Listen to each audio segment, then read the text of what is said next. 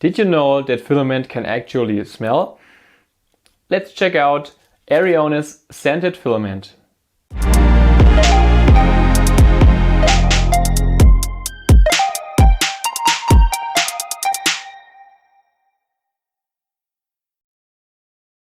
As said, this is Eryone's scented filament. They are currently running a Kickstarter campaign and they have two categories of scented filament. One is the fruit series and one is the flower series. What I have here are 4 different scented filaments of the flower series, and I did some interesting prints. So let's check out the prints I made, and I will tell you, or my nose will tell you, which one I really like and which one I don't like. And if you probably should check out the Kickstarter campaign or if not. Here basically are all the 4 flower filaments which I received from Eryone. The red one is rose, the white one is jasmine, the purple one is lavender, and the yellow one is tulip. At first I want to talk about the print quality. The banshees I printed in each PLA filament, they are quite good. And I want to highlight this and make a little close-up. As you can see, the layer lines are really smooth and overall print quality is really decent. The only downside, which you can see right here, is that there are strings on the back side of the print, which is interesting.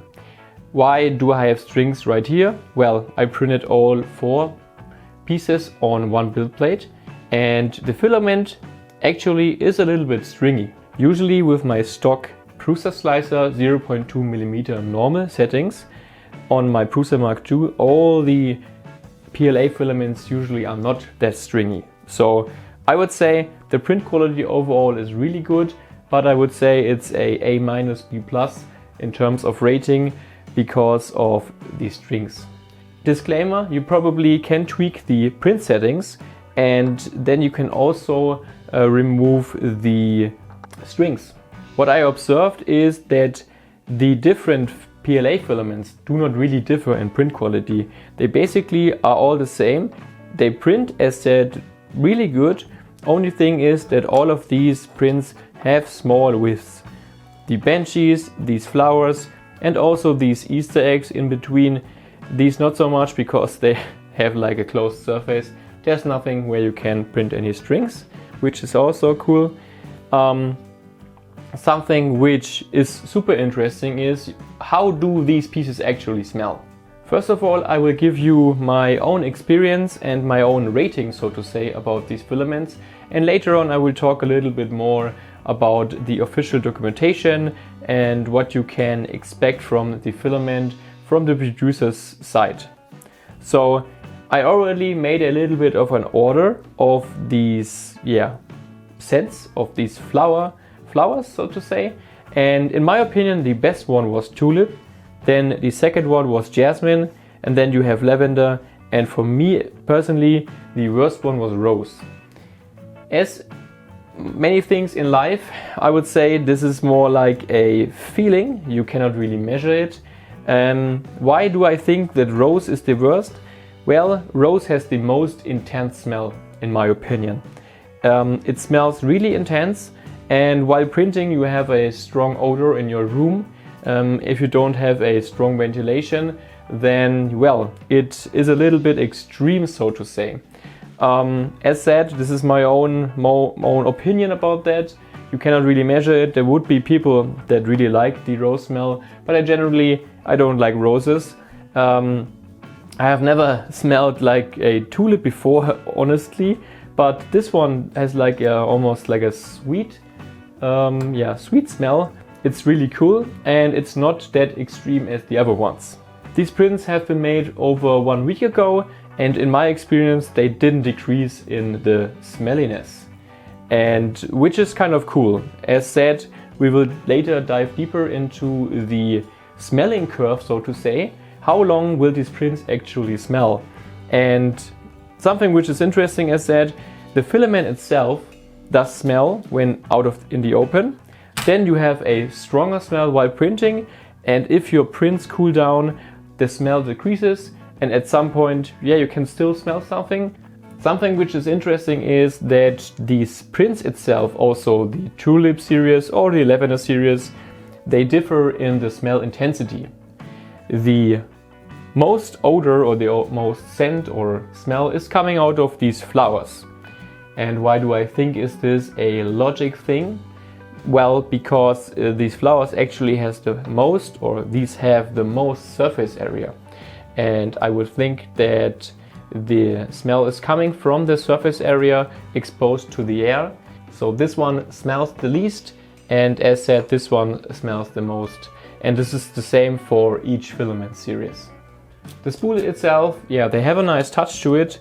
Unfortunately, one has a little bit of a break inside.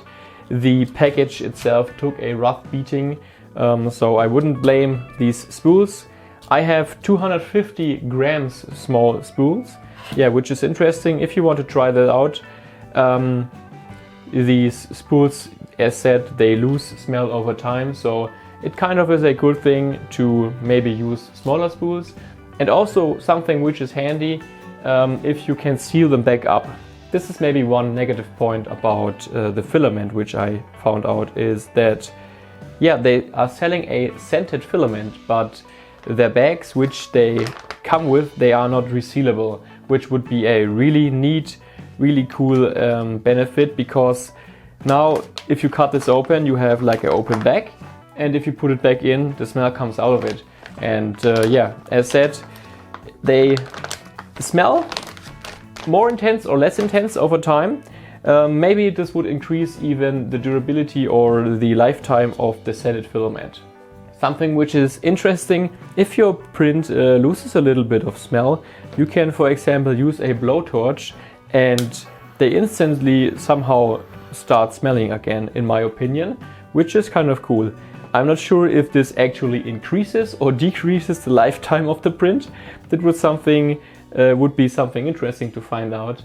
But you have instantly like a smell explosion. As always, you will find all the links to the files, to the Kickstarter campaign and all the stuff in the description below. Now let's check out their Kickstarter campaign. They currently have 69 backers and there are still 26 days to go. The Kickstarter campaign is running from 1st to 31st July. They are clearly using Kickstarter as a marketing tool to promote their scented filament. Maybe there's a startup inside of the company of Eryone, which would more be in line of the idea which I have about Kickstarter, but as you can see, they also are sending out spools like myself to YouTubers to get reviews about the filament. Besides the flower series, they also have the fruit series, and they also provide a detailed sheet about the development of the scent over time. As you can see, once it's printed, after approximately 2 months, the scent definitely decreases to a value which you cannot really measure. There's only a scoring 0 to 5. I would say it's a measurement score for the intensity of the smell itself. In the FAQ they also mention that even if the spool is sealed, after half a year the smell or the scent decreases. Unfortunately, I cannot add any information on the scent as my filament is only 2 weeks old except of shipping, so it still has like kind of the same intensity of smell. On the right side you can see the different pledges you can pledge for the Kickstarter campaign, which goes from 1 kilogram of fruit, flower to 2 kilograms, and on the highest stage even up to 40 kilograms, which is kind of ludicrous. They also have a FAQ to answer the most important questions, as they claim themselves they have reached RoHS documents, which kind of is not surprising because they have to comply if they want to ship it to Europe. Now I want to take 1 minute to add my personal thoughts, my personal idea about using Kickstarter. Honestly, I have never backed any Kickstarter campaign myself. Why? Because I have the fear that the product I'm backing will not ship, they will not deliver. Usually there are new companies, there are startups with a generally new idea, but in the past or in the recent past I would say more well-known brands like Eryone, for example, they are using Kickstarter as a simple but probably effective marketing tool. They are launching something which is kind of new, I would say. This obviously isn't the first scented filament in the world, but they probably have more scents, more different colors.